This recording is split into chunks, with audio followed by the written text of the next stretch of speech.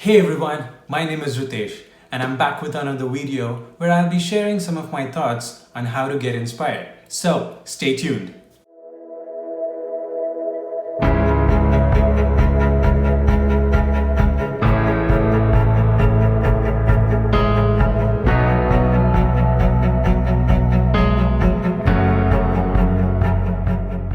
Welcome back. First of all, I would like to thank all those people who have shown me love in the first video. But if you are someone who hasn't checked out the first video, then I have put the link in the description box below. Check it out. So, to talk about today's topic, how to get inspired, let me begin with it. I know that it has been very difficult for so many people out there in this difficult situation to find inspiration, motivation, or being focused. But I simply believe if you force your brain and surroundings the way you like it, then it does work. It is actually difficult in the beginning, but gradually you will improve. According to the dictionary, inspiration means the process of being mentally stimulated to do or feel something, especially to do something creative. It makes you create something awesome, doesn't it? Like create new beautiful designs, or maybe start a new journey, or maybe lift up the graph when you're feeling low. I believe inspiration is different for different people. When I finished my architecture studies, the first thing I was looking for was an inspiration, because I was an amateur, right? Mentioning the famous quote by Chuck Close, inspiration is for amateurs. The rest of us just show up and get to work. If you wait around for the clouds to part and a bolt of lightning to strike you in the brain, you are not going to make an awful lot of work. All the best ideas come out of the process. They come out of the work itself. But the question is, are you afraid of being an amateur? Don't you think first-timers are all amateurs? Or maybe people who are starting something new are amateurs? This is the actual time when you need an inspiration, isn't it? Say for an example, when you get a client project and you start working on it with full freedom. You try to find some new inspirations or maybe new ideas. But when you do that, you actually realize in the later stages that you skipped some of the ideas, because you thought those were not appropriate for this client. What do we learn out of this? We learn that ideas can be reserved for the future. Say, ideas are not bad or good. They are either appropriate or inappropriate. And then, in the future, when you actually get a similar project, you already have some reserved ideas. And that's when you don't require an inspiration, right? So with all this, I categorized inspiration into two things, which is short-term inspiration and long-term inspiration. Short-term inspiration might be, say, just for a project or for a certain thing you are looking to do. It's something that you are about to work on. Long-term is to fulfill your bigger goals. It's something that empowers you to do something greater. But sometimes, long-term inspiration helps you get short-term inspirations. For example, I used to think I will have an iPad Pro someday with an Apple Pencil. This led me to look for artists to see how they worked with iPad and pencil. What are they creating? This is when I saw works of Maggie Interiors, an amazing artist who does this kind of work. And that inspired me so much. I thought when I get an iPad, I will surely try creating something like that.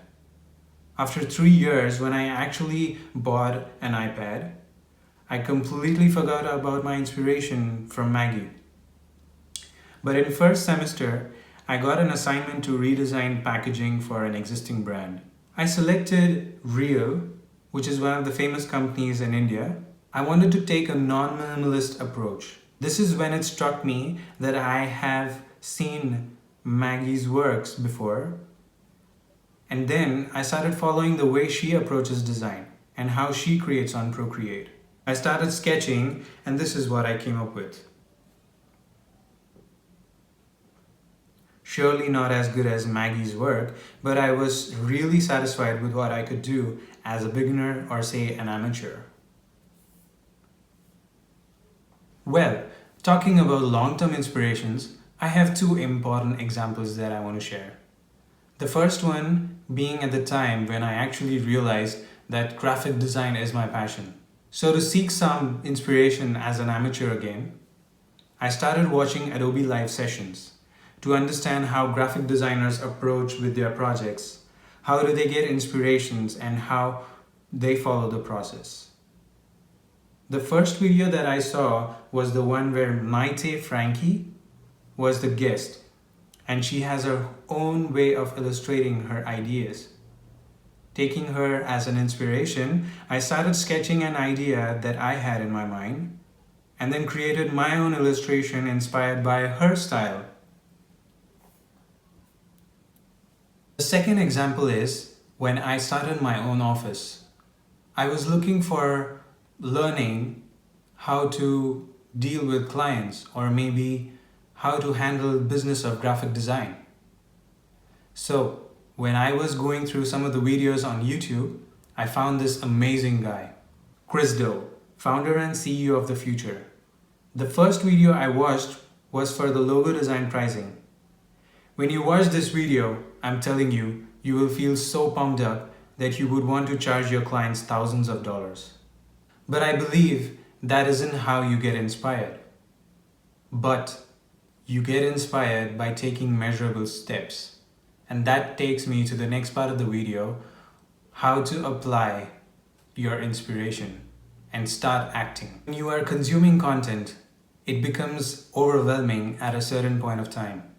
That's why it is very important to act and apply your inspiration. If you're designing a logo, for example, and you just keep looking for inspiration and you never stop, you realize that it's the time to deliver it to your client, and then you are left with very little time to work on the project. That's why inspiration is good to a certain level. Some of you must be knowing about this, that there's a hormone known as dopamine.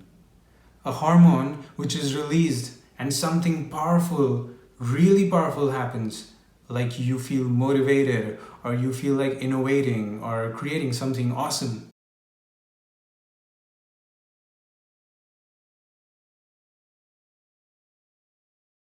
When you watch or read something inspiring, that's when your brain becomes active. When you realize that your brain is active, that's when you start working on the project. For example, in the logo design pricing video, Chris mentions when the client asks you pricing, always mention a range, say $1,000 to $5,000. I started doing that, and interestingly, clients were very much curious to know what are we offering for the highest price. After a point, it is important to restrict yourself from finding inspiration and start applying. So, the interesting question is, how do you stop yourself from getting inspired after a certain point? Well, you can use this method. It's called 90-minute design sprint, where you will just sit and find for inspirations. It'll be difficult in the initial stages to adapt to this, but it helps the most. Make sure you're not attending calls or searching on social media for your personal stuff. Once the timer is off, you are done. No more searching and time to apply. Now, is it only design or work that we find inspiration for? Well, this takes me to the last part of the video. You can find inspiration for anything. For example, cooking. In this situation, I've seen so many people started cooking for themselves. I always wanted to try vegan food and try and cook and see how it affects my body. I started finding inspiration related to vegan food. So I started looking for inspiration, and I found Sadia's video from Pickuplimes. And she has inspired me so much for cooking. I started seeing her videos to get the feeling of starting to cook. After a while, of course, it was time to act. And I thought, how to make this even more interesting? What is an ultimate goal that when you're cooking? just eat it and cherish it, isn't it? No. My ultimate goal changed to something else. It was like, I want to cook, I want to click pictures, and I want to share it with my family and friends. And nothing better than sharing your wisdom, right? Sharing the wisdom makes you feel even more pumped up and you want to do it more, isn't it? You see how all these things are so much interlinked and connected?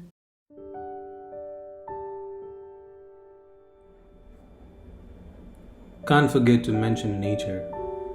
When I have a lot of thoughts in my mind, I speak to nature. Believe it or not, it has surely answered a lot of my questions about life, and I've certainly learned a lot. It has molded me into how I am today. Taking a walk in and around the beautiful nature has always inspired me in times when I needed clarity. And today, when I look back, all these inspirations has given me so much value. So, we saw the different types of inspiration that I believe exist, how to apply and start acting, as well as how to find inspiration for anything. There are so many such inspirations that I've had on my way. I will be sharing all the links in the description box below. Check them out, guys. Listen to what they say. You just have to be a good student to understand the concepts. If you understand the initial step, then it's easy to get into the next most important step, that is to apply. Give it a try, guys. But I also know that everyone has their own way of getting inspired. So if you want to share something, please do not hesitate to message me on Instagram. And if you like this video, leave a thumbs up and subscribe if you want to see more videos, more exciting videos that I've planned for this year. Thank you so much for watching, and I would see you all in the next video. Bye bye.